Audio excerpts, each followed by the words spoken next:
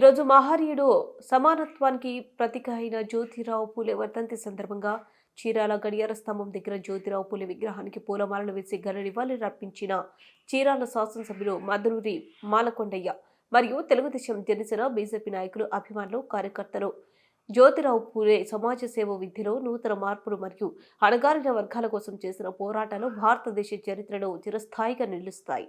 ఈ సందర్భంగా ఆయన ఆశయాలను ముందుకు తీసుకువెళ్లే సంకల్పాన్ని వ్యక్తం చేశారు.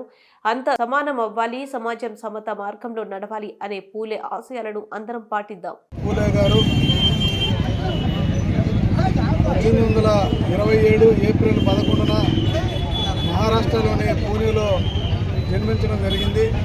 అలాగే వీరి యొక్క మరణం 1890 నవంబర్ 28న ఈయన మరణించడం జరిగింది. దాదాపు 63 సంవత్సరాలే ఈయన బతకడం జరిగింది. అయితే ఈయన కాలమందు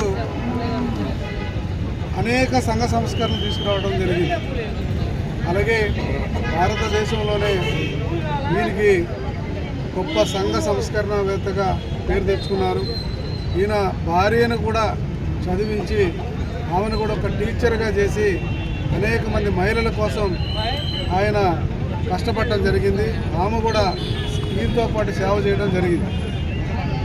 ఇలాంటి వ్యక్తులు ఈ దేశంలోనూ ఈ రాష్ట్రంలోనూ బడుగు బలహీన వర్గాలకు ఒక ఆదర్శం అని చెప్పేసి ఈ సందర్భంగా నేను తెలియజేస్తున్నాను.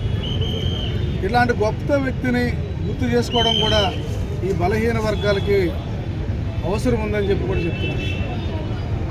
దాదాపు 1827లో పుట్టిన ఈయన ఇప్పటికీ కూడా అందరితో పూజించబడుతున్నాడు. అంటే ఈయన 63 ఏళ్ళే బతికినా చాలా గొప్పగా ప్రజలందరితో కూడా గౌరవించబడ్డారు.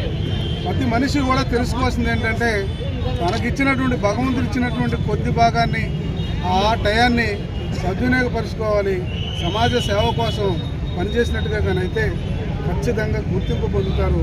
అటువంటి కీర్తి ప్రతిష్టలే ప్రతి మానవుడికి కూడా వచ్చే అవకాశం ఉంటుంది. కాబట్టి ప్రతి మనిషి కూడా గుర్తుపెట్టుకొని వారి కాలం మంది ఏం జరిగింది, అస్పృశ్యత, అంటరానితనం, అలాగే అనేక రకాలుగా ఆనాడు సతీ సహగమనం, అలాగే ఇండిపెండెంట్ రావడం కోసం భారతదేశం కోసం కొన్ని మొట్టమొదట అడుగులు పడ్డటువంటి రోజులు ఇవన్నీ కూడా గుర్తు తెచ్చుకుంటూ ఈరోజు తెలుగుదేశం, జనసేన, బీజేపీ మొత్తం నాయకులందరూ కూడా ఇక్కడికి రావడం, పెద్ద ఎత్తున వారికి